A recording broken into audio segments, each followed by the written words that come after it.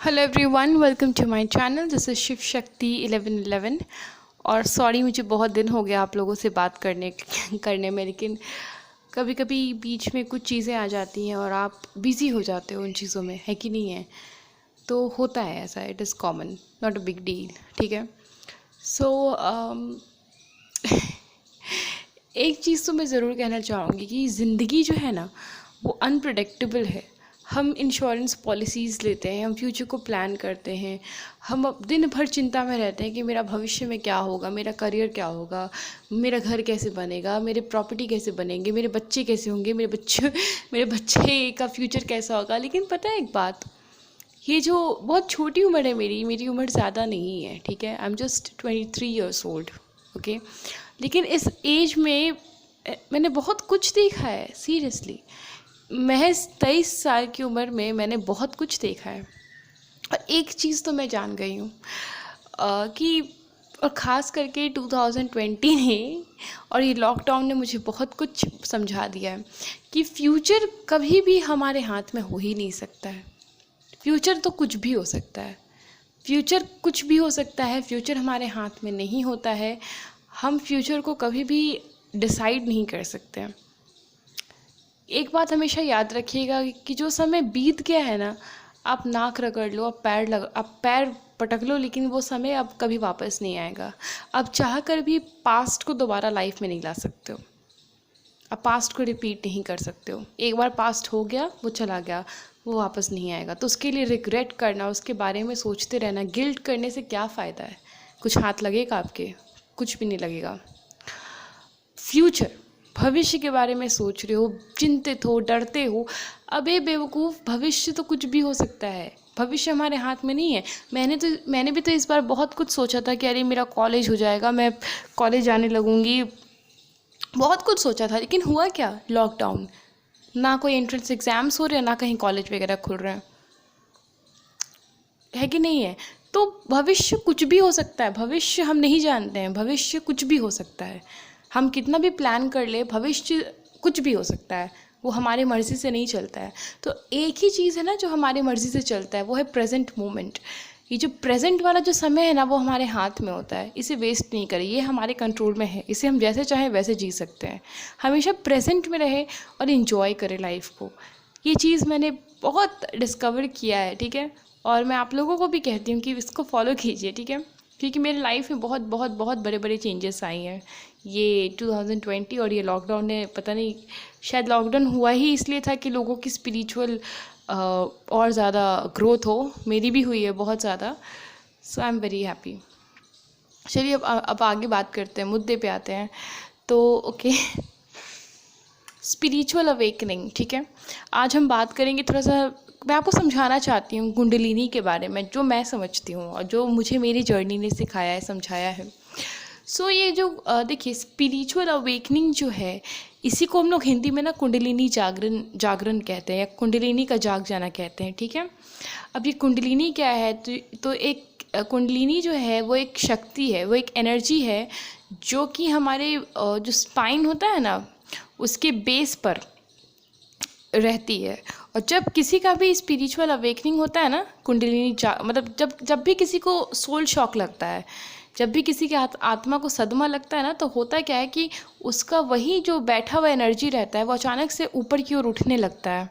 और जब वो ऊपर की ओर उठता है, तो हमारे शरीर में 7 चक्र होते हैं, वो उससे होते हुए गुजरता है। हर एक चक्र से, रूट चक्र से, सैक्रल, सोलर, ये हार्ट, थ्रोट, थर्ड आई और क्राउन। अंत में वो क्राउन चक्र में पहुंचता है।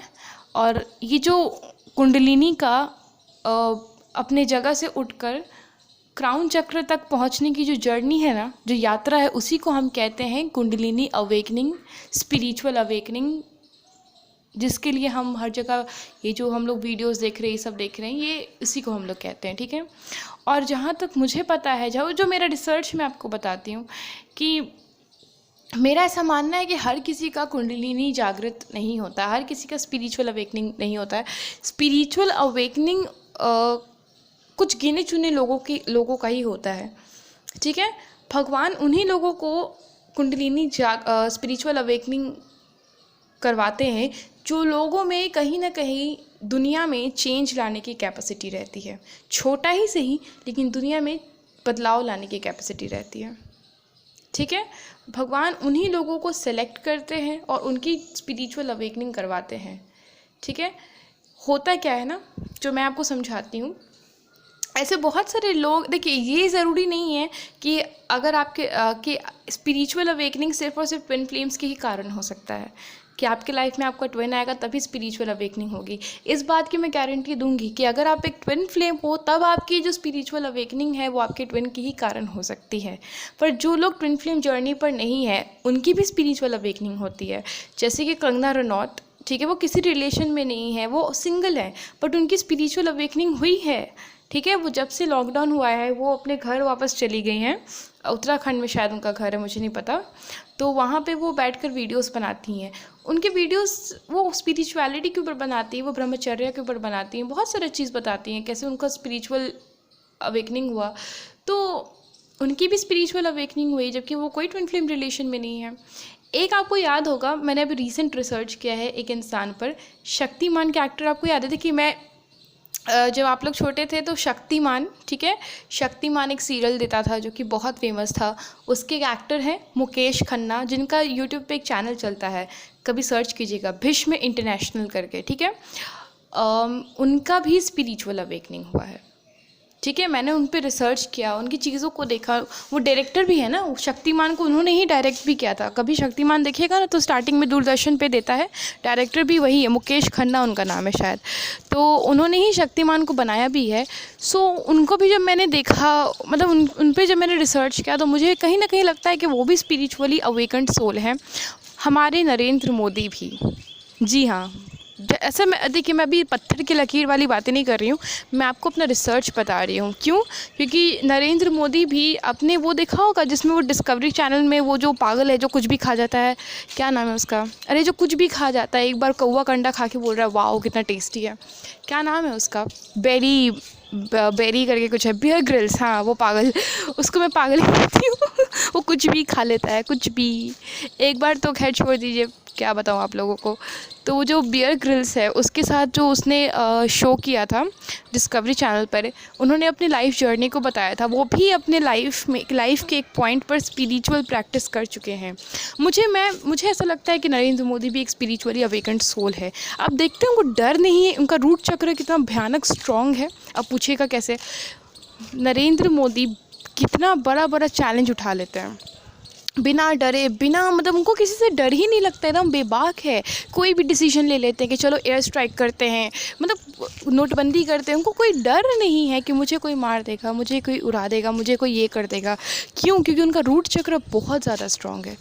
उनका रूट चक्र बहुत स्ट्रॉन्ग है। उनको पता है कि उनके साथ भगवान का सपोर्ट है, उनके साथ पूरी यूनिवर्स का सपोर्ट है, इसीलिए ना वो एकदम खुल के बेबाक होकर कुछ भी बोलते हैं।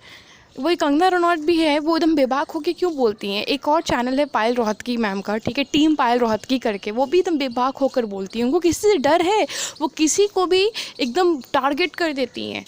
जिसका रूट चक्र हिला डुला रहता है ना, जिसका रूट चक्र में इम्बैलेंस रहता है, स्ट्रॉन्ग नहीं रहता है, वो इंसान डरेगा किसी के बारे में 100 बार बोलने से, मतलब बोलने से पहले 100 बार सोचेगा कि मैं ऐसा बोलूँगा तो ये मेरे ऊपर ये हो जाएगा, वो हो जाएगा। लेकिन वो लोग सोचते नहीं हैं, जहाँ उनको गलती लगता है वो बेबाक होकर बोलते हैं, क्योंकि उनको डर नहीं है ना, उनको पता है कि ऊपर एक सपोर्ट है उनके पास। तो ऐसे बहुत सारे लोग हैं, और मेरी भी स्पिरिचुअल अवेकनिंग हुई है, मुझे भी जोड़िए, ठीक है। तो ये जो बेबाकी से बोलने वाला जो ये है ना, ये अब मेरे में भी धीरे धीरे आ रहा है, ठीक है। तो कहाँ थी मैं, तो इन लोगों का स्पिरिचुअल अवेकनिंग हुआ है। और आज से कई साल पहले, बहुत साल पहले, अशोक, आपको पता है अशोक, जो कि पाटलिपुत्र यानी पाटलिपुत्र के जो राजा थे, अशोका द ग्रेट, उनकी भी स्पिरिचुअल अवेकनिंग हुई थी कलिंग युद्ध के बाद। उनके लाइफ में तो कोई ट्विन फ्लेम थी नहीं। उनकी स्पिरिचुअल अवेकनिंग कब हुई थी, उनके आत्मा को सदमा कब लगा था? याद रखिएगा, स्पिरिचुअल अवेकनिंग तभी होता है जब आपके आत्मा को सदमा लगता है, ठीक है। तो कलिंग का जो युद्ध हुआ था उसमें इतना आदमी मारा गया था, इतना खून वगैरह देखकर उनका क्या हुआ, उनके आत्मा को सदमा लग गया कि उन्होंने कितनी बड़ी गलती कर दी कि सिर्फ एक सत्ता पाने के लिए उन्होंने हज़ारों का जान मतलब हज़ारों के खून को बहा दिया।